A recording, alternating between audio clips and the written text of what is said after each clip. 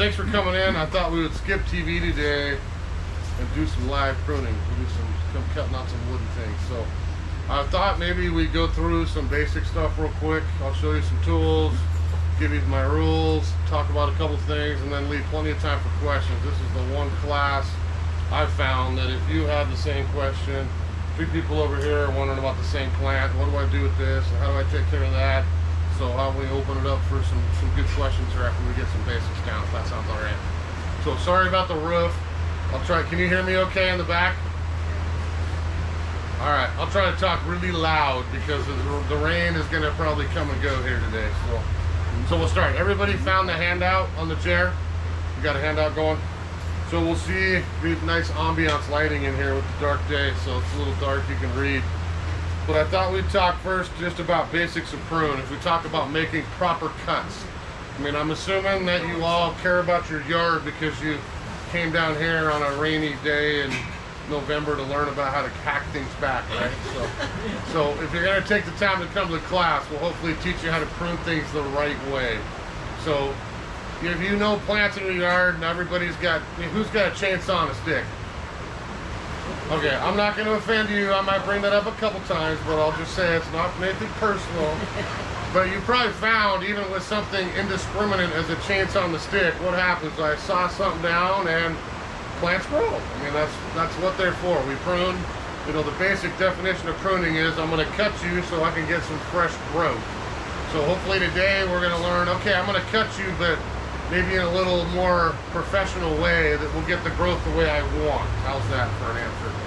So I'll start, we'll talk cuts here in a second, but I start by saying this. You can ask me about anything in questions, fruits, berries, whatever you want. But keep in mind, this is kind of the first of the winter series that I do here. So in January, we will have a second winter pruning seminar, and that is really geared towards, I call pruning for production. So if we're specifically asking about fruit trees, berries, try to come down that week because I will have plants in here, we will have our fresh fruit trees, and we can really hit kind of the orchard and the home edible garden a little bit heavier, okay? So today we'll kind of get some basics as we're kind of heading into winter. And this applies to all plants, including our fruits and berries down the road. So if I borrowed, quote unquote, a couple of branches from some plants here this morning to show you. So everybody know what that is? Got hydrangea. Okay, so this is PG hydrangea in specific. So this is one I grew in sun, and I think if we talk hydrangeas, it's a great example of kind of how to look at plants in an easy way. So obviously we're starting to melt. We got frost. The leaves are turning black. This will melt over the winter. This one's turned fall color and done blooming, obviously. I don't think that brown flower is going to turn back to pink and white here anytime soon until next summer.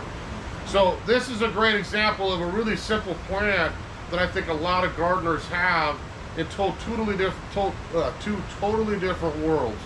PG hydrangea is a new wood bloomer. When I say that, does everyone kind of know that term? So if I take this, I can do whatever I want to this coming out of winter, and it's always going to flower, okay? This type of hydrangea, some are new, some are old. I can tell you right now, I borrowed this from Steve's old garden over here. This is an old hydrangea called Aisha that's old school. This blooms on old wood only. So what's going to happen if I cut this way back? I got no flower next year. I've cut it down. I'm not going to kill the plant. I'm not going to hurt anything, but I'm going to minimize my flower potential. Why do I want to have a hydrangea? I want flowers all summer. I don't need to skip bloom. So just as an introduction, that's a great example. I hope what you're going to learn today is ask if you don't know, what's my plant? Does it bloom old wood? Is it new wood? Can I chainsaw and stick it? Or do I got to be a little more careful on how far I prune it down? Then I'm going to get the reward for the next season, okay?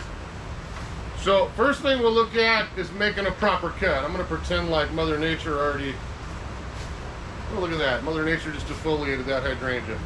We've got 2 more. So this one in particular, forget it's a hydrangea. We're just going to pretend it's a stick for starters, okay? If I look at a plant like this, I've got a long stem. My eyes are getting wide because I'm like, wow, look at all that real estate I can cut back. But if I'm going to take the time to do it right, I'm going to look where my buds are, okay? And I'm always going to try to prune about a half an inch or an inch above that bud at a 45-degree angle. Is that making sense? If I cut flat, my plant gonna die? No. But in our weather, as it's teeming down rain today, what's gonna happen all winter? I got a flat piece of real estate, water's gonna sit there.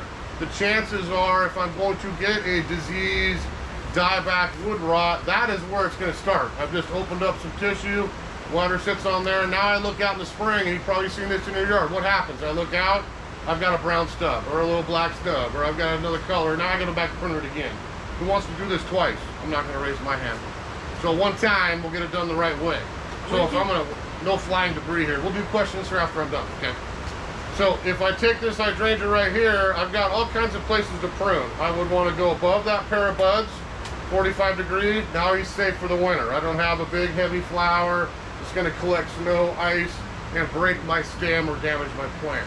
So that's all I wanna do to this plant in the winter is deadheaded. I'm not gonna cut it down into the old wood until we get to March. So this will be something we'll touch base on in the January class as well as we get into spring. So I could cut above any one of these in March, okay, all the way down, and if I want to keep my plant shorter, I'm going to go all the way down to the inside set of buds. Now I've cut my height down. I had one bloom. I have 2 buds out. Now I have 2 blooms next year. So that's why our hydrangea bigger, fuller, more flower every year. Is that kind of making sense? So again, 45 degrees, a half inch above. If I cut right on that bud, what's going to happen? That is not going to grow. I'm going to have a big old dead stub, and this one is going to take off, and I'm going to look out and see a dead stub in every one of my plants. So try to get that 45, leave a little bit of tissue above the bud of the one you want, and you're going to have much, much better bud break, okay? So if we talk, we'll save that one for later. So if we talk kinds of pruning real quick, essentially when I did that, we'll borrow the other one already. So if I take that and I have a long stem, right, whether I'm talking about the tip of a tallest tree, the end of a branch of a shrub, it really doesn't matter. I'm heading that back. Does everyone know that term when I say that?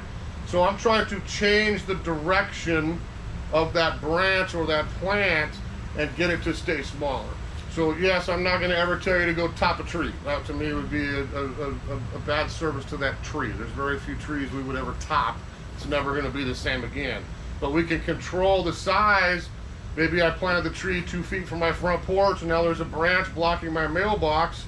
I can change the direction of that branch by heading it back or lopping it all the way off.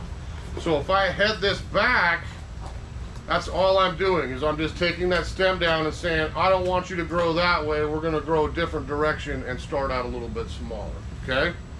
Thinning out, usually they're all dormant by now, but my maple still had leaves on it this morning. So I brought a branch in, you know, and again, as an example, maybe you can see with the leaves better on that. I'll hold it up like that. So if I was gonna head this back, what would I do? I'm gonna pick any one of these and say, I don't want you growing this way, I want you to turn the other direction. So maybe I literally do that. You know, I don't want the length, I want you to turn and go more that way instead of the direction you were going, okay? If I'm thinning, which I'll be honest, that's what I do more in my yard. I'm not interested in butchering my plants back. I want them to grow kind of natural, but I want air, I want sun, I want less disease, all the above. By thinning out, and this is a great time to do that in the winter, I can see the wood where it's really crowded, and I can dig into the middle and do more of things like this. I'm not going to change my branch, but I'm going to get in here and I'm going to pull some pieces out because I want more sun, more air. See, I haven't changed the structure at all, but I pulled out some little, thinned out some little branchlets in there because I wanted to open up this plant, get better sun, get better air, all the above. Is that kind of making sense? So heading back and thinning are basic 2 types of pruning. We're not going to spend much time on pinching back annuals today or shearing things. I will say this right off the bat, you know, the head shears are good. I use them at my house too. I have this exact pair.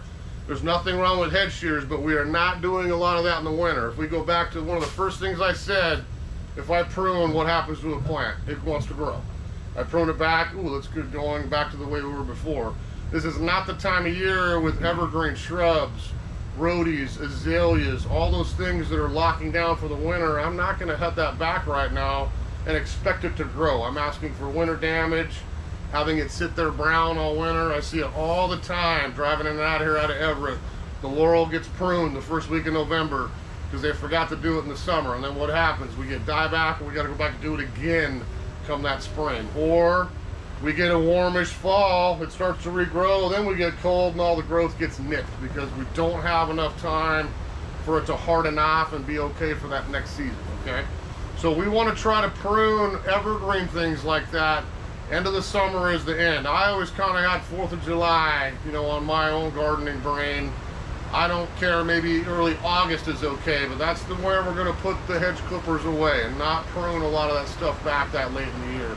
This time of year, we're focusing on deciduous material, stuff that's gone dormant. We've had a good frost, sap's not flowing anymore, things are going dormant for our winter, and we can successfully get in there here in the next 3 months before spring and get those things headed back and thinned out so we're ready to go for 2024 at that point, right?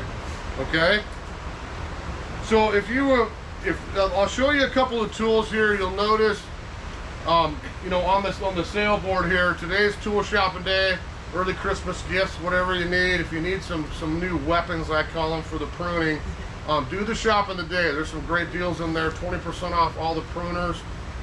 We carry quite a bit of Zenport, which I think is the #1 brand commercially across the United States. So if I own an orchard, I'm a berry pit, whatever I am, I'm usually buying my employees their tools. They're really high quality, pretty light on some of the loppers and things, so not super heavy, you know, and a lot less money than the Felcos and some of the collector brands of the world. There's nothing wrong with that. I still have my 38-year-old first pair of Felcos and they work just fine, but as long as you don't put them in the yard waste, right? That's why they put red handles on them so you don't lose them.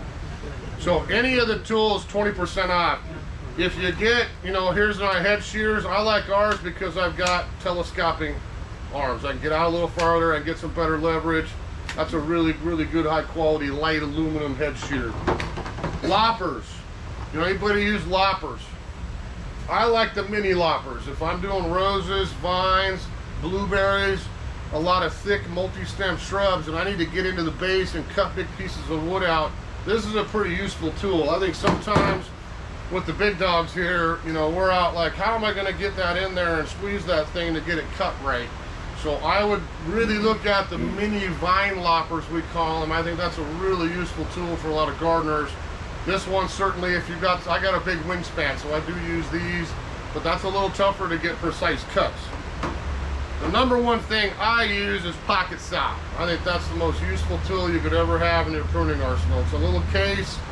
I use it instead of big loppers a lot of times because I can pull this out, open it up, and get that blade right in the center of something and get a perfect surgical cut when I'm really crowded and I can't get that lopper blade in there. So that'll cut some pretty good wood, whether we use a little pocket saw or if we got a little more mojo, we use the big one if I'm cutting some little bit bigger limbs. But I can get really good clean cuts that way and do the job the right thing. The one other thing I'd probably mention, we got lots of cool pruners in there to look at. Who's got a sharpener already? You know, we got good weapons, keep them sharp. If you don't have one of these, this is a great purchase with a discount. They're cheap anyway. I got a little cap on the end with a brush. I keep some oil in there so I can keep them oiled properly and all that. But if I have any kind of pruners, these work on pretty much any tools. My wife stole my first one. It's in the kitchen because it works on cleavers and all that stuff too. But I simply can, any time of the day I want, pull this out, run it over my blade and get a really quick sharp without having to pull it all apart, grind it down, and mess with all that, okay? So look at those sharpeners for sure. Now if I go down and we look at that second section there, I'm gonna kind of give you a couple of my own rules of pruning that I've kind of thought of. I've been doing this a long time. So why do I want to prune? Have a purpose. We'll do questions right after the class. What's that? You left out the hand pruners. Yeah, we got a few. You want me to show you a couple? I'll show them a couple hand pruners. So again, we tend to carry Zenport. You'll see quite a few different models of these in there. We got some left-handed, right-handed. This is the classic one. There's even one maybe to look at, I got one for my mom. She's got a tougher time squeezing that pruner with the wrist these days. So there's one, the wrist, the handle kind of rolls, very ergonomic. You might look at those as well. But that's a great way to do 20. Also the ratchet, you know, sometimes this click, click, click is a little easier than having to go all the way through as well. So we do get a nice little deluxe ratchet pruner in as well if you want to try those, okay? So if we look at those rules there, you know, what's my purpose? You know, back 30 years ago, I remember my dad's like, oh, it's winter, let's go out and prune everything in the garden. Well, why? You know, there's no gardening Bible that says that you have to go out right now in the rain this winter and prune every single plant in your yard. You know, why are you pruning it? Is the neighbor threatening to sue because I'm blocking her view? Do I want more flowers? Do I want more berries? Do I want more fruit? Do I want all the above? You know, have a purpose. You know, why am I going to go out there and do the work? Let that plant kind of help make that decision for you. So obviously pruning, fruiting, and flowering is at the top, I think, of most gardeners' list. I want to maximize my bloom. I want to get the most fruit I can, etc., etc. I want to improve the shape, okay, and the structure of it. That's a big thing with me. I'm a little OCD in my own yard, so during winter season, I want to look out and see attractive plants. I don't need to see a bunch of branches that are crowded and crossing each other. It's not good for the tree, and it just doesn't look quite as good in landscape. So I'm trying to always look at that visual aesthetic and improve the structure, improve the plant itself. Air circulation with me. Who likes spraying? Nobody likes spraying, right? So I don't spray much in my own yard. I can use organic solutions because if we have better air circulation, we have better sun by pruning, thinning things out, we're gonna have less disease. That's the main thing I worry about up here. You know, bugs come and go. I can fix that with some neem oil or something fairly quickly. But if I get a blight, an issue with my maples in there, God forbid, or something, I got problems. You know, we need to fix that right away. So air, sun will be accomplished by that pruning. That's a great way to go. But again, just keep in mind, you know, no one says you have to prune it every single winter. There's some things, I hate to say, like fruit trees, you probably should prune every single winter. There's other things that don't necessarily need it, okay? So keep that in mind. Now, knowing your plants in the yard, we talked, you know, January we can see a little bit maybe more winter damage if we had a heavy snow, we got a windstorm, that kind of thing. We can check things that might have been damaged over the winter and correct those at that point. So watch for winter damage a little bit. Things get broken. I know in my yard last year, extremely cold in December, we got a pretty good snow. A lot of evergreens, broken branch here, shrub got smashed here. We can go back and clean that up, and you know, plants again are pretty resilient creatures. They're gonna pop right back to life if we get that wood out of there. So watch for damage.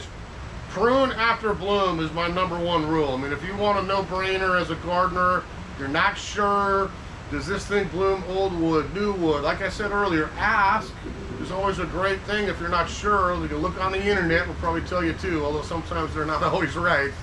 But ask if you don't know, and just think of it that way. If I prune after bloom, you know, my dogwood tree, my cherry, my magnolia, I could go on and on and on of all the wonderful plants that we like around here. If I wait for it to bloom in spring, then do my pruning, I have the whole summer for it to regrow, set its flower buds, that I get to enjoy at that point in 2025, right? If I go out here in this winter and I butcher back my dogwood, my cherry, my plum, my crabapple, I can go on and on and on with trees and shrubs. I got no flower next year. I got minimal flower. It's not gonna hurt the plant or cause any kind of death, but why did I buy that dogwood or that magnolia? Because I wanna go out in March and April and see that tree in full bloom. So why am I gonna go out in December, January, February, March and cut it back? I'm gonna let it bloom. Weather's a little nicer, isn't it, in May, June, right? So I can walk out in May, June, okay, now we've done blooming, I can do my structured things, this and that, and off we go for another season. Throw some food on it, I get great bud set that summer, and then I get to enjoy full bloom again the next gardening season. Is that kind of making sense to everybody? So I think that's a huge part of the questions I and our staff get asked around here is, when do I prune this? What do I do? You know, you can't really mess up a plant for the most part. There's a few you can, but we can't really mess up that plant, but we're not going to enjoy the reason I bought that plant, the flower, the berry, the fruit, all the above, if I don't know when to do it the right time. Okay, so always ask if you're not sure. So we got prune after bloom. This is an easy one, the 1/3 rule. So who's broken the 1/3 rule? I'll raise my hand because I have many times. Some plants we can get away with it, other ones we can't. But you're always going to be safe if I look at a shrub, whatever it is, and I look at taking 1/3 of the height down or 1/3 of the spread down in a season, deciduous stuff again, not evergreen, then I will be okay. You know, I'm not ever going to worry. There's other things I know, I'll say for me, I've taken a rhododendron from 10 feet down to 1 foot to see if it would come back because it was in horrible shape when I bought my house, and guess what? Most of them came back. I mean, they're usually, some plants we can get away with it, other ones not so much. So stick with the 1/3 rule, you'll always be safe, okay? And again, the last one there, hopefully with all the classes I do here, right plant in the right place. If you have to walk out your door every year and hack something back to the stem, then it's probably not the right plant in the right spot in the garden. You know, I love working in my yard, but I don't need extra yard work, if you know what I mean. So maybe it's time to go, you know, I saw that dwarf plant 10 years ago that said it was going to grow 4 feet tall. Now it's 8 feet by 8 feet and I can't get to my front door. Maybe it's time to just take that one of the compost heap in the sky and get something that's a little smaller in that place that you like just as much, and forget having to prune it every year. You know, it's just as easy choice as that, okay? So I'm going to get a couple plants up here next and show you, and then we'll do some questions. But if I was to give you some basics, you know, if you went home, hope maybe not today because it's raining sideways, but you go home here and the sun's out tomorrow morning or whatever, and you're looking around the yard like, all right, I was at Trevor's class, what should I prune here this winter? And you can kind of get your battle plan going. You know, again, think about deciduous only, not evergreen, okay? We're not doing evergreen stuff again over the winter. That's a spring, summer deal. So deciduous plants, and think about when they bloom. Are they old wood or are they new wood? Ask if you don't know, and I think you can get a really good battle plan going for like, hey, I could get all this done here in the winter. I could take care of that when we get into summertime after they bloom, kind of thing. You get a little nicer weather to be out working in the yard. It's that time of year. So this, I will say this before I start pruning, you know, this is not about you going home today or tomorrow and attacking your entire yard. If it was me, I would put the pruners down on the workbench in the garage and walk away for a few weeks. You know, we're getting into winter. This is probably about planning. Today's class pruning, tomorrow's kind of putting the garden to bed and winter projects, how you can get ahead for spring. So it isn't about running home and doing it today. It's just about making that note, like, okay, I'm going to get out there sometime January, February and get this done and get that done. Pick a nice day. It's not too cold and wet, and get those projects done before heading into spring, okay? So don't be in a rush. I would not touch my fruit, my berries anyway. It's why we do that class in mid-January to mid-February. That's the time of year we would get out and kind of get a lot of this stuff towards the tail end of the winter. So think about this, maybe, you know, focus on the structure of stuff here as you head into winter. The leaves are dropping. When we go dormant here, you look at that plant and say, okay, I like the shape. That's exactly what I want. It's too crowded. Let's get that thing thinned out when I can get at it without the leaves. I like that plant, but what is this one branch that's growing out of the side and heading over something else in my garden? Okay, let's get that headed back, or take it all the way out of the center of the plant. We can take that right back to the trunk and let that seal up, and we're good to go come for the future. Is that kind of making sense to everybody? Okay. So let's go. The last thing on the sheet there, just so I'll mention, is dormant spray. And again, I'm not running home anytime in the next few weeks to dormant spray. That to me is an after the holidays thing. Typically I'm out more like in late January to mid-February. We never ever spray stuff in bloom. So if I have winter blooming things and we get towards late winter and fruit starts to pop in, don't ever spray things in flower. We don't have bees, even if we go organic, which is kind of what we do here with our sprays. So wait till you have nice weather, no rain, a little later in winter. Watch the bloom on things and make sure we don't spray in flower. But if you have things you need to protect, or I usually tell people, okay, did you have issues in 2023 that I want to make sure I don't have back in 2024, then we get stuff with a dormant spray. It's the same thing as pruning to me. Do I go buy a dormant spray and spray my entire yard? I guess you could if you wanted, but you probably don't have to. You can focus it on certain things that maybe are a little better. Roses, great example. This year, who's got pears? Who's got fruiting pears? Who had little rusty blistered pustules on them the entire year this year? How's that for a description? Didn't that look lovely? It looks like the plague. It is not. You know, that's just a pear of rust. It looks like, oh, this tree is done. And it's just on it for the year. This was the worst year I've ever seen for rust. Every one of our pears had rust on it. I can never say that in 30 years running nurseries. So that's a great example of, okay, I had rust. I'd rather not have that back as bad again.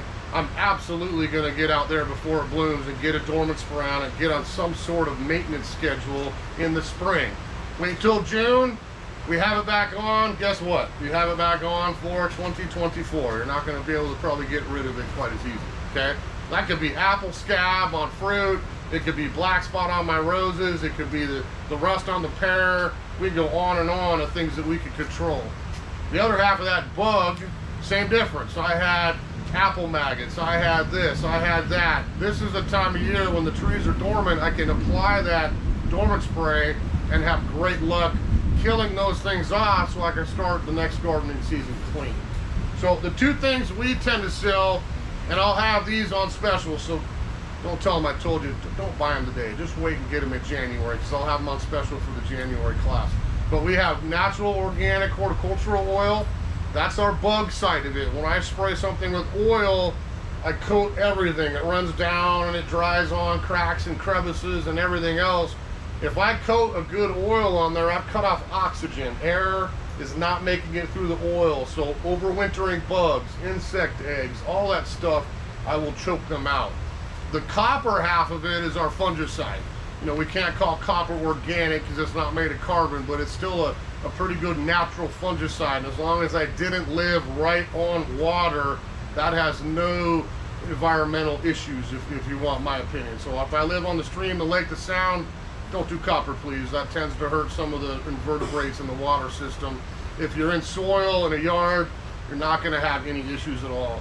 So the copper would be the way I would protect against the rust again, or the black spot, or the peach leaf curl, or we can go on and on, dogwood anthracnose, all those things that maybe got on our tree this year, we could try to keep them away for the next garden season. All right? So there's my little soapbox speech on dormant spray. So I'm going to show you a couple of plants here, and then we'll do some questions. I'm going to get, I don't think everyone's far enough away, you're not going to get hit by anything, I think. So this is the flying debris part of the class. So we looked at hydrangeas. Everyone kind of comfortable with that? Someone's always asked me about hydrangea at every pruning class, no matter what month it is, every single year for 30 years. So there you go. So hydrangea is an easy, just keep in mind, old wood, new wood. You're not sure? Ask, because it's really going to matter on how far you cut them back. This is a plant, I will say this, I have 2 macrophyllus, I've got a couple PGs in my own yard. I'm not touching these at all until the 1st of March. So this will be one again we'll revisit in January. But all I'm going to do this time of year is deadhead my brown flowers. I don't want that weight on the tip of the stem to break or peel anything if we get windy, snow, whatever. So deadhead, yes. Cut stems back, no. I'm going to leave that for March. Especially with our mop head, big blue or lace cap hydrangeas. This is really soft wood still. If I prune this back, I mean, look at that thing. If I take the leaves off here, sorry, buddy. I mean, you can see like, oh man, look at that. My buds are already sitting there swelling up, ready to go for next year, right? That's where I'm going to grow next season. So if I walk out now, I guarantee you black, black, black, dead, and you're going to break buds somewhere down here in March. So let it harden off, seal itself up, and then we can do this again come March. And again, if you have one of these, you're not sure which you have or how long you've had it, we can play 20 questions and probably figure out like, no, don't prune that thing back, you're going to lose your flower. Modern hydrangeas, probably about 2000, you know, it's been about 20, 22 years now, you know, where 90% of what we carry is, we would call the modern revolution of hydrangeas. Old wood, new wood, doesn't matter, do what you want with it. Old school hydrangeas are still awesome, but those are the ones we have to be careful on how far we cut back. They'll always grow, but I won't get any flower that way, okay? So hydrangeas, Not sure why I brought this cool ginkgo branch in here, but he's kind of fun, huh? Ginkgo just turned gold. So this is one you can see with that branch there. You know, if I'm the trunk, you know, I'm growing out as a branch. I went in because this was crossing in the ginkgo, just took the whole thing off of the trunk. I'm not going to cut it there, leave the stub, and then have a mess down the road. If I'm like, you're out of there, you're going straight across the middle, all the way to the trunk, get a nice clean cut, and pull the whole branch out. And then you, again, opened up or thinned that structure out, okay?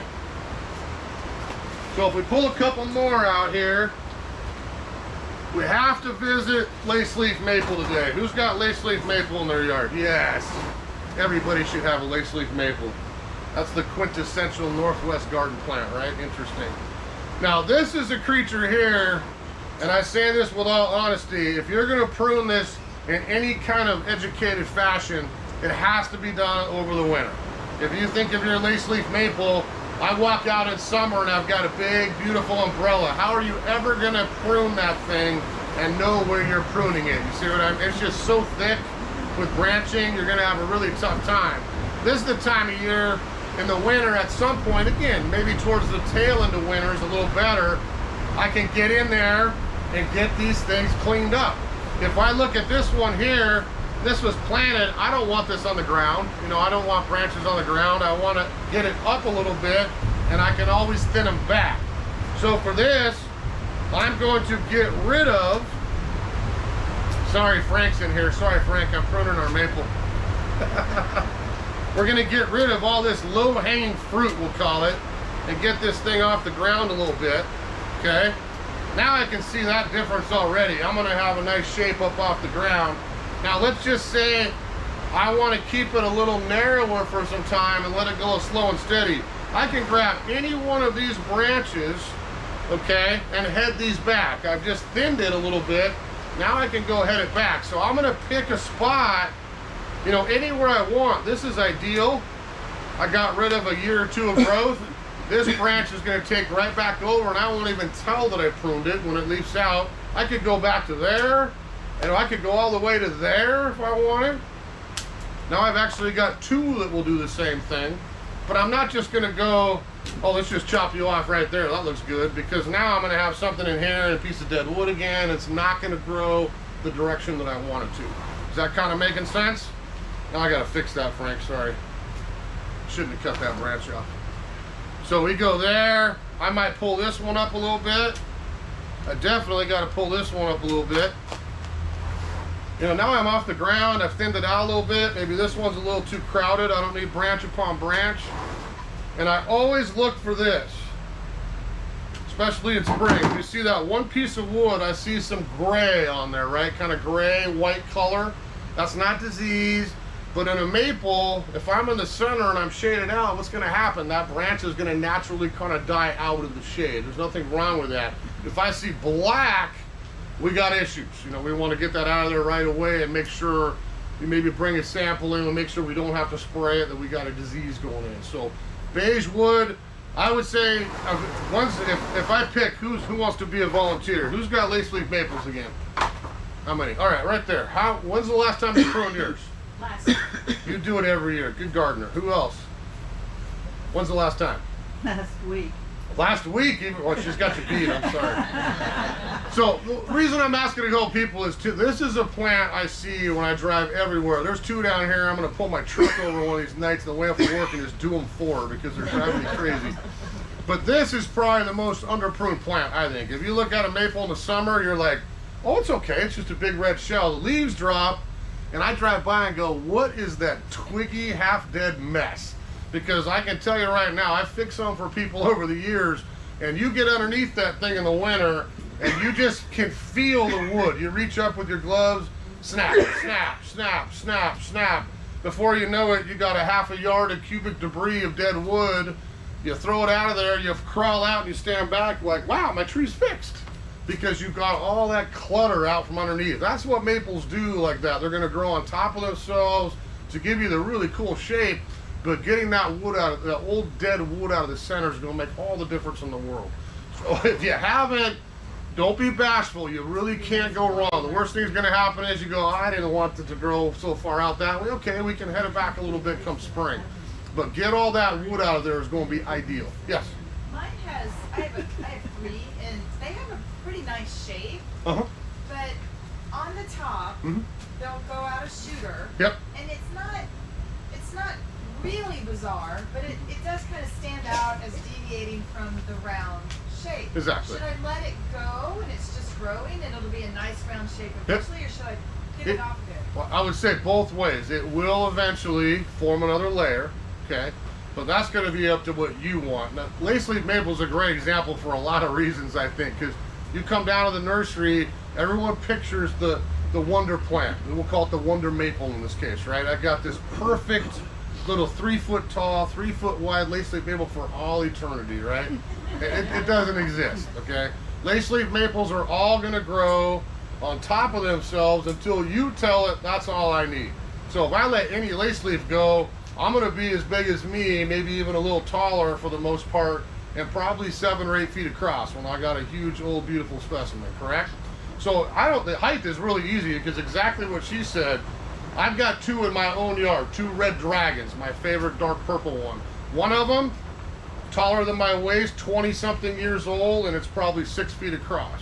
The other one in my yard, about 18 years old, I put it in the other corner in the back, is the opposite. I staked it up. I wanted this, and I wanted that. So I can tell it a little bit by pruning and training what I want it to do. If I don't do anything, it's going to continue to grow on top of itself until you tell it that's enough. So with yours, I think I know your yard, I'd keep the top pretty tidy. Those little branches that come up will go back down, but it's not a problem to keep those up. I love to see the buckle. You know, in the wintertime, I can look out there, the one by my garage is spectacular. I can drive home every day and go, yes, that's a cool looking plant with no leaves on it. It's got the sweeps, the branches I want.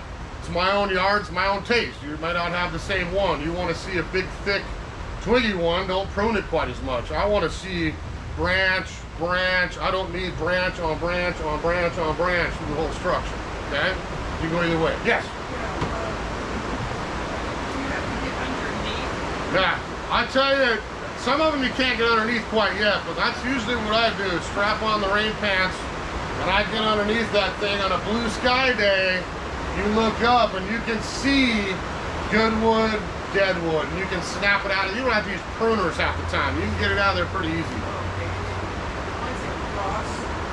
Yeah. So sometimes it's okay. You know, I might have one that way and one over the top. It's up to your taste.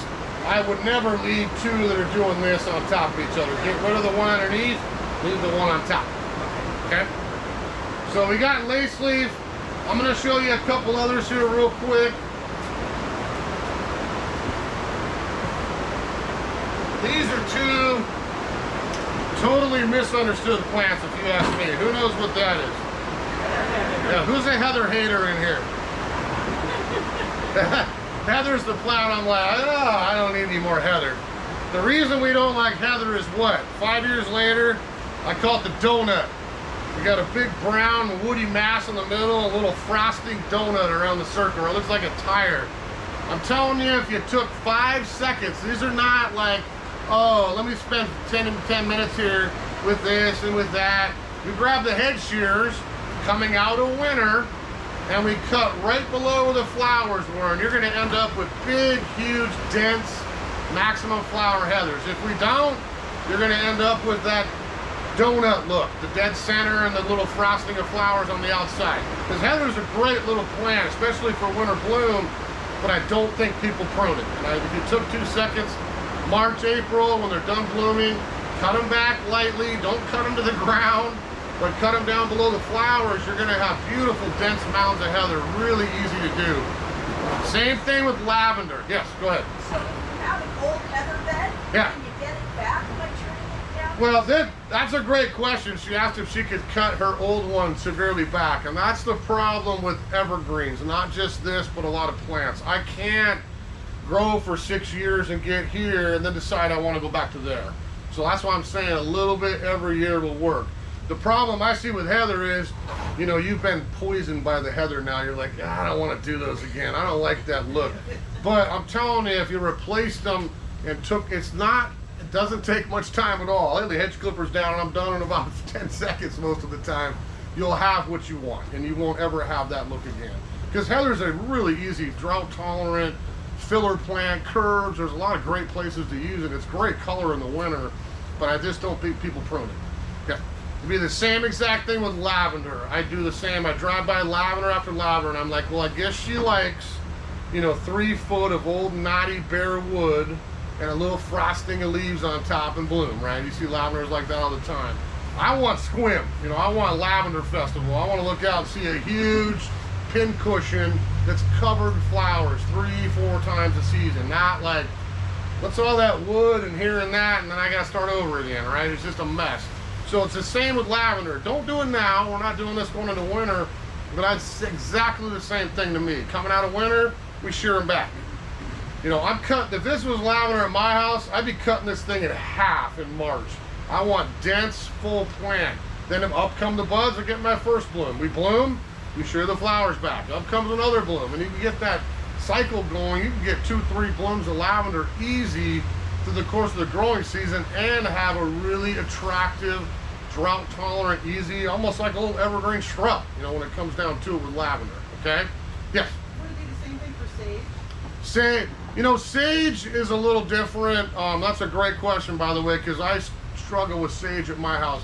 Don't be in a rush to cut sage back. I would not do that until spring. I do not touch any salvias in my yard November, December, January, all the way till it tells me it's spring. So I'll look out, see green coming out on the wood here and there, or from the root mass, then I'll zip it off. Yeah, don't be in a rush to do sage. Sage and hardy fuchsias are the two.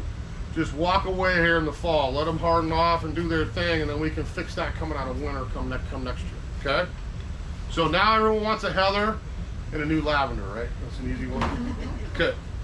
A couple other things I'll mention. See, we can do that after class. We'll do the thinning class, will take a while. So here's my, here's our shearing lesson. There's a little Japanese holly, right? Here's a spirea. So who's got spirea? I love spirea. I got a few spirea. That's a great shrub. Look at that beautiful fall color. So spirea is an example, the opposite end of what we've talked about. I can do whatever the heck I want to my spirea, and it's always going to grow. That's an easy no-brainer. That's a good wonder shrub example, right? Spirea blooms on new wood. I could cut it down. You know, mine right now is that tall, finishing with a second bloom. When you come by my house about mid-late January, it'll be about that tall. Just cut off a little clump of twigs, off they come again. I mean, you can't go wrong with spirea. I can't do that with old wood blooming plants in the winter. Then again, I got no flower. But spirea, potentilla, there's great examples of easy shrubs like that you could not spend 8 hours going, oh yeah, you know, I think that needs to go, and I'm gonna prune that, I'm gonna do this. Grab the head shears, you know, maybe you like ice cubes, maybe you want a triangle, do whatever you like for your shape, but just round it off. You know, really easy thing to cut it back towards the tail end of winter, let it start over again, I got instant flower. You know, that's an easy one. This is the same idea as spirea, as things like boxwood, you know, Japanese holly. If I looked at a plant, like where's my hydrangea stem? You know, what's the difference if I look at this? You know, this is what we would call an opposite bud shrub. If I look at that stem, what do I have? Pairs of buds, always left, right. All the way up the stem. I'll have gaps, growth, buds, the same thing. If I looked at that branch, they're all the way around 360 degrees, and look how much closer they are. I've got, you know, a good 3-4 inches in between cuts here. The holly would have 20 places to cut. So again, this, I'm gonna spend some time, you know, in the March, getting my 45 degrees, my right division. I'm gonna do it the right way because it's gonna really show. This one, don't do it, don't waste your time. I'm not gonna need to do that for an hour. I could take my edge clippers, again, my chainsaw on the stick if you have one, and round that thing off, and I'm just gonna have a thicker, bushier, nicer plant, right? It's gonna fill out nice and thick. I'll look great coming into the spring, okay? So not till spring. This one you can do whenever. I don't care about the spirea, okay? Same thing for Nandina? See, Nandina, and again, I won't bring all this up, but Rhodie, Azalea, Nandina, that's an evergreen huckleberry. Anything that's green we're not touching here over the winter. Come spring, that's when we can do it for sure. We never cut to bare wood, or we're taking a chance we're gonna not have it come back. So that's why I'm saying a little bit every year is always gonna be better than, oh, I'm just gonna let this grow for 5 years. Oh wait, now I wanna go back to the way you were. It's not gonna happen. We gotta get that out of there, replace it with something we can keep a little smaller. So anything evergreen, the word evergreen to me is a little bit misleading because I'm never evergreen forever, right? The sturdiest plants are gonna hold their leaves for 3 seasons. So a rhododendron, 3 years, the old leaves drop out in the summer. Right now I could go in my yard and go, oh look, there's all my old growth dropping out of my monster rhodies, rake it up, be done, ready to go for spring. So 3 years is all I held. I'm not gonna be evergreen forever. And that's why we gotta be careful. I can't cut something like that down to bare wood and expect it to regrow. You're taking a huge risk, it's not. It's the same with conifers, all that stuff. We wanna stay where we have active growing buds so that we can rejuvenate and we've got a fresh plant for the next season, okay? So that probably gets you a couple. I mean, you want me to show you anything else up here? You guys want to start firing some questions? The red twig dogwood. Red twig, there's a good one. We could do anything we want with these. Oh, okay. So there's this is native all over. I've got some in my yard because I think it's a great plant. But red twig dogwood's a great example. Again, these will go dormant pretty early. We've already lost pretty much all our leaves. Plus you can really see the stem color, right? That's an easy one to show. So I could do whatever I want to this. I've got some big ones of these I've had for a lot of years, and I'm maybe not as OCD with like, okay, I gotta get all this out of here. The reason I have this is the birds. I want the birds to have a place to forage, to nest, to hide in the winter a little bit. These get great berries on them for some nutrition. But I like the native look in certain areas, so I'd want it kind of thick and twiggy. If you were gonna clean this out, I could follow all the same principles. I could dig into the base here and say, that's enough. I don't want you hanging. I could find all the places in here and I could thin out. We'll start by just getting all the weeping wood out of here. Get this off the ground a little bit. You can see the difference already. But again, I'm trying to get into the center right to a stem, and I'm getting nice clean cuts, and I'm not just doing this, cutting a branch in half. I'm gonna have more of a mess when it comes out. So that kind of got rid of most of my low-hanging fruit, right? I didn't want to hang on the ground, I want a shrub. You can always do this anytime. I have 2 of these in my yard. One for the birds, one for me. So the bird one, do what you want to do. I hardly ever go out there maybe once every 2 or 3 years and go, okay, that's enough. Do a little heading back and kind of shape it a little bit and then let it take off again. I have one in my yard that I use for me. Christmas wreaths, decorating. I want all the red twigs I can possibly get. So I walk out usually in early summer and shear that one back with my hedge clippers because all the brightest wood is going to be my new growth over the summer. Now I can walk out here in the winter and go, oh sweet, I'm going to cut some of these 12-inch pieces I can take down to the store here for wreath making or use for own decorating at my house, if that makes sense. So I can always think of the base, thin it out if I wanted to, but this one's probably a little bit, this is probably one of the bigger plants I brought in here. If I let these go, that's a pretty good sized shrub for down the road, a little native-y kind of filler plant. Okay? Does that help a little bit? Okay. Yeah, what you got? Smoke bush? Smoke bush, another great question. If I had smoke bush, so that's a plant that blooms on old wood. So my first question to you as a gardener would be, are you buying the smoke bush because you love the foliage color, or are you buying the smoke bush because I like that little puffy smoke bloom? Both. Both, And I okay. have a great big one and I have a little small Okay. one. So you could go either way because some people just want the foliage. That's a great foliage plant during the season. So do whatever you want if you're a foliage person. I could cut that back at the end of winter to a little clump of twigs and I'd have a smoke bush. If I let it go and I want some old wood, I might have a small smoke tree, which is why they literally call that both.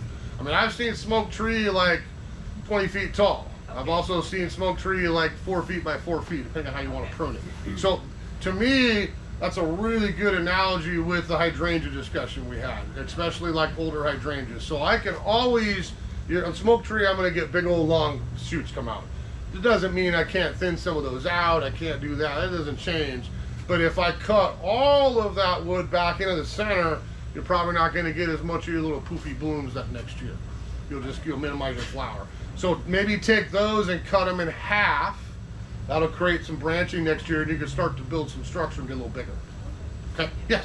I have a Korean dogwood Okay. that's too close to the house, so now it's dropping all of its leaves. Gutter full. It's it's rounded Okay, and it's keeping going. okay. And I kind of want to get up on a 10-foot ladder and get up there and try to bring it back some. Down a or is little that bit. not the right solution? And it's kind of, the eave of the house is sort of Yeah. encroaching into a side of it. Yeah. So we could do either way. I mean, I have the same thing. I have a maple problem is my issue. I'm an ever too, but I have a maple addiction problem. So I have lots of maples that I've put up over my roof over the years. But I'd say I want at least 2 feet of space in between branch, leaves, whatever it is, and my gutter or my roof, fascia board, all the rest of it. That'll keep your maintenance down a little bit and not let critters climb your trees and get into your attic, if you know what I mean. So keep it off the thing a little bit. You can prune dogwood back anytime, as much as you want. It's not going to hurt, but just keep in mind, if I do that this winter, bloom is gone. Right now, you've got all your flower buds sitting on the tips of dogwood branches. Not going to hurt the tree. So that's a decision you probably are going to make. Is like, why don't I enjoy the flowers next year, then cut it way back? Or, you know what, I'm okay with a little less bloom, and you could dive in and do it this winter. But you could absolutely cut that thing back. That would be a great example of the 1/3 rule. I wouldn't go more than 1/3 of those branches. But I think with yours, you're going to look at the trunk, and you're going to go, okay, I can cut it back, do that second. The first thing I would do is go, okay, what's going to happen if on the house side of that old tree, I got rid of this limb and just cut it off at the trunk, not in half, not thinning, just headed that whole limb off and got it away from the house, what's left. Okay, that's what I did years ago. Oh, I still got a great looking tree with a perfect structure, but I don't have to deal with that limb every year just regrowing on top of my roof kind of thing. Okay. That makes sense. Will you demonstrate pruning on that spruce for us? Is that a spruce? Oh, this is a little Christmas tree spruce. Yeah.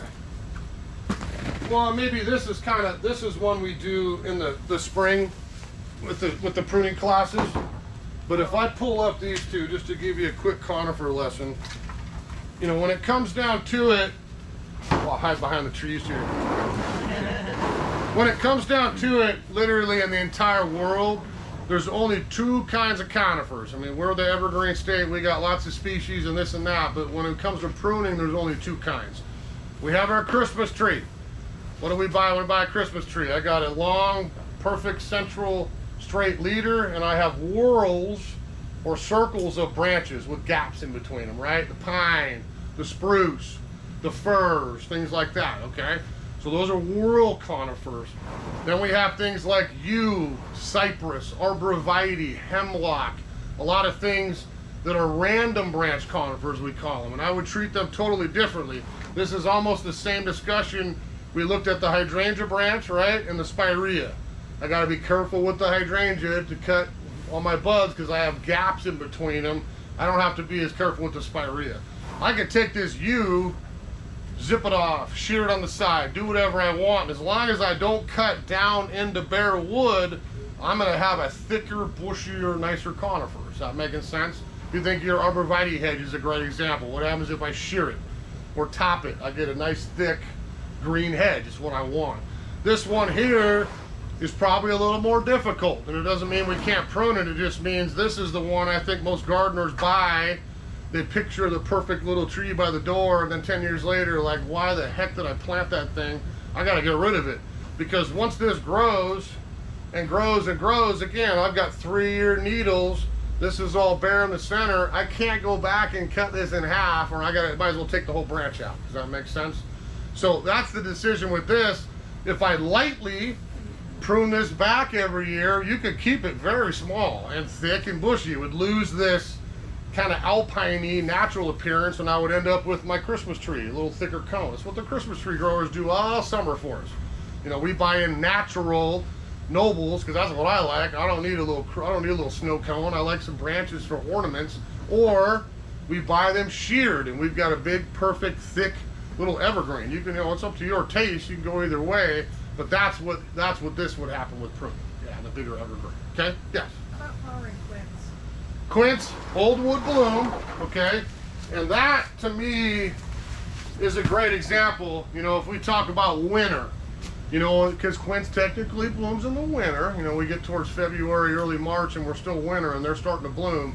We got witch hazels and quinces and winter daphnes and sarcococa and all these wonderful plants we can grow in our yards up here. A lot of them smell great too. The problem is, again, the old wood bloom. I would never go out and prune, head back a plant like that here in the fall, winter. All my flowers are gone. So quince, I can tell you, because I have one, you could cut it down to the damn ground after it blooms, and here it comes again. You know, that's an easy plant. But if I do it now, you're probably going to cut most of your flowers off. Yeah. Yeah. Yes. When do you know to seal the cut? At what size? Seal. That's another great question. She asked about sealing cuts. I have not sold or used a pruning sealer for probably 30 years, and I really would not. The only reason I would ever get a can of that old black pruning sealer and use it is probably on fruit, and it's not because I prune it, it's because I got an old heirloom fruit tree in my orchard that's got rot. I got a trunk, I can reach in there and feel it's soft and it's rotting away. Okay, maybe we got to clean that up and get that sealed to preserve the tree for another X amount of years. But just making a typical cut or taking a limb off, I would never seal. I would always rather have the tree's enzymes heal that cut on its own. Yeah, you would not get, to me, you got way better chance of sealing something bad in versus keeping something out, you know, if we use a sealer. Okay? Yes? Black branches on Japanese maple. So black is that color I mentioned that we'd want to try to avoid. If you want to bring down a piece, I can probably show you, but I think if you have black, you have what's called Pseudomonas, and that is a bacterial disease that gets into maples. If it's typically, is it on the tips or is it in the trunk? On the tips.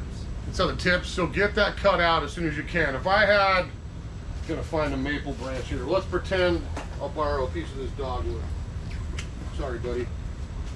So if pretend this is coral bark, is it coral bark? Yeah. Coral bark's the worst one for Pseudomonas. So how'd you know I'd guess that with that one? So coral bark, let's just say he's got maple. This could not be coral bark, could be others. If I get black from here down, right, and then down here I've got leaves and I've got whatever, I'm gonna look at where that line is. I'm gonna skip another bud or two, and then I'm gonna prune and get that out of there. The Pseudomonas travels through the wood, and the sooner you do it, the better, because that's something that if it gets to the trunk and we get black, you're gonna lose your tree. I lost one of mine a couple years ago because I didn't notice it early enough. We cut off circulation, you're gonna be done because there's not much cure. Also, for him in particular, that's a great example of the copper. Copper is the one really good fungicide that will halt and help with Pseudomonas. So if it was my tree, I get out there sooner than later this winter, cut those tips out, get that thing sprayed with the liquid cop on that sheet there. That's kind of a shield up for the winter, and hopefully through the wet season, check it again in spring, you should be good to go. Okay, yes? Forsythia. The good old Forsythia. I can't say it much of the British accent, right? Forsythia, they probably call it that. So Forsythia is exactly the same discussion as the quince to me. That's a really early blooming plant. I had a Forsythia in my yard. I don't anymore. Sorry, Forsythia. I put something else in a couple years ago. But if I did, the only reason I want Forsythia is what? Yellow flowers, early, late winter, Yes. right? Yes. So that right now, if you walked out your Forsythia, you would see those big arching stems. Yes. They're covered with flower buds. Yeah. If I prune it, no flower. Right. Yeah. So the Forsythia is like the quince. I used to do this with mine. I get all those whips come out every year. I could care less if it had a really attractive shape, because Forsythia, let's face it, is just kind of a, Yeah. I'm gonna do whatever I wanna do kind of thing. Sure But I does. let it bloom, take that thing way back. After it's done blooming, it grows up again, fresh wood, 1-year-old wood, blooms again next year, and then the next year. Okay. You can kind of do that every season. Yeah. When do you prune down those ferns? You know, Ferns. yeah. So are you now ferns is a good you got evergreen ferns, or what do you got? Native ones? I think the ones that Sword fern, deer. well, you could just strip up, the have little leaves on them. Okay. And then you can go. Okay. Yeah, but I've seen they usually prune them way to the. Yeah. Well, the fern is really going to be two answers. So if I have a perennial fern, that goes brown, yellow here in the cold. Mine are already starting to kind of look like winter. I just chop those off of the ground. We'll see you next year. You could do it now, you could do it in March, I don't really care. But you want to do it before my fiddleheads are back out, because then you're going to have a tough time getting the old without damaging your new. Right. The evergreen stuff, which I think you mean sword fern, deer fern, tassel fern, autumn fern, all that stuff that would keep its foliage in the winter, but sometimes you go out in spring and you're like, I don't know, it's green, but it's not really attractive green. Start them over again. That's an easy one to do. It's the same thing. I'm gonna wait till March, is what I do with my deer fern in my native garden every year, and I'm gonna look at the base and cut everything off of it and let it start over again. I got a brand new plant. Yeah, brand new plant. Yes. Witch hazel. Yes. I've got some that the trunks are 4 to 5 inches thick. Yep. Uh-huh. But I get all kinds of suckers, Suckers. every Yeah. year. Yeah. Is it possible to cut off the big heavy things and let the plant basically start over from the newer shoot? It's possible, but I would caution you, because I have a feeling the majority of witch hazels for umpteen decades have been grafted. So I can almost promise you, if you let that happen, it'll grow, it'll look like witch hazel, but it probably will not be the witch hazel that you purchased. Especially, it'll go back to the species, if you know what I mean. So much bigger plant down the road, and probably not the fragrant flower that you bought on the one that you purchased originally, if that makes sense. Witch hazel's notorious for sucker, and I can tell you, because it's my job here looking for cool new things, that is coming soon, a new rootstock. They fixed crabapple. They're working on some other cool garden plants that you will never have to deal with that again when you buy a witch hazel.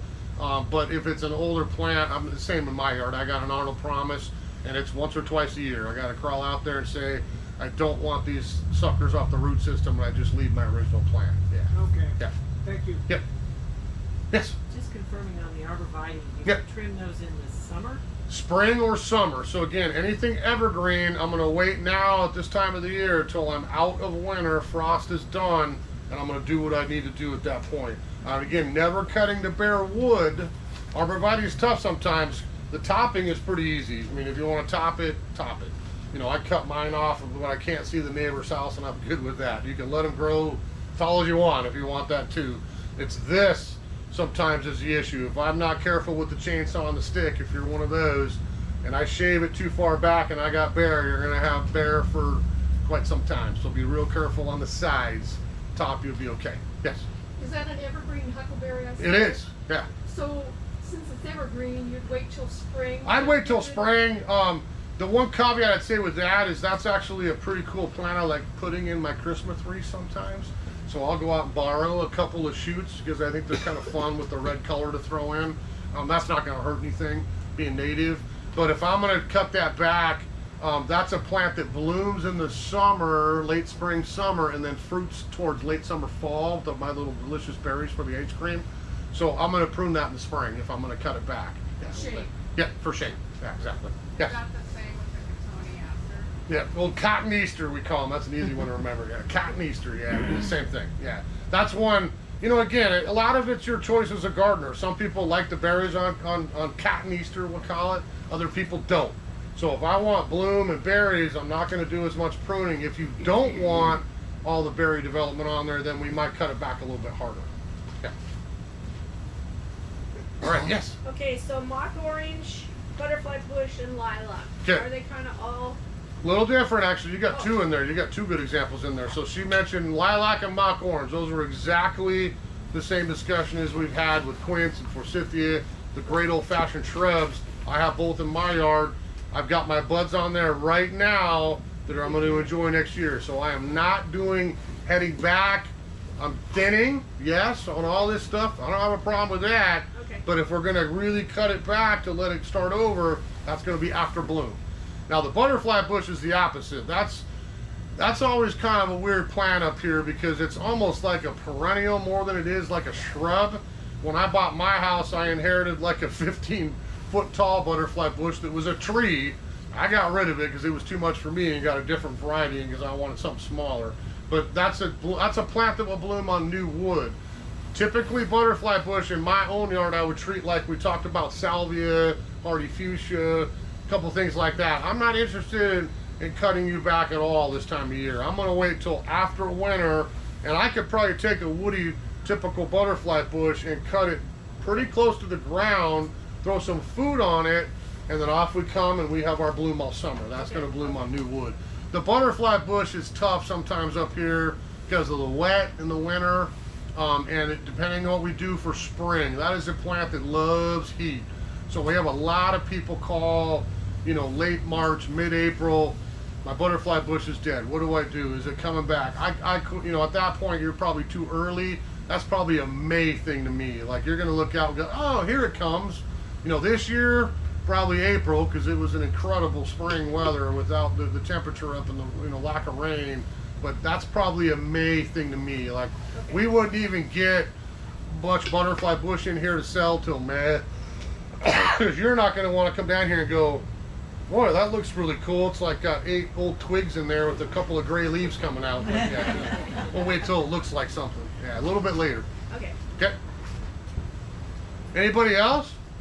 Well, I appreciate you braving the rain today. Like I said, if you want to do, we got great stuff. Frank and Margot are newly minted. Margot's been for a while. Frank is a brand new CPH. He's looking around like he doesn't want to get picked out here. So we've got some great staff around here that can help you answer some questions as well. If you got some more after the class too. So if you want to jump in, do some shopping, just tell the register. Amber's at the register today. She's a sweetheart. Just tell her I was at Trevor's boring pruning class this morning. She hits a button on the screen and you got 20% on all the pruners and stuff. The only thing I didn't show you was the pole pruners, and it's not for everybody. If I run out, leave your name. I'll get you one and we'll get you the discount.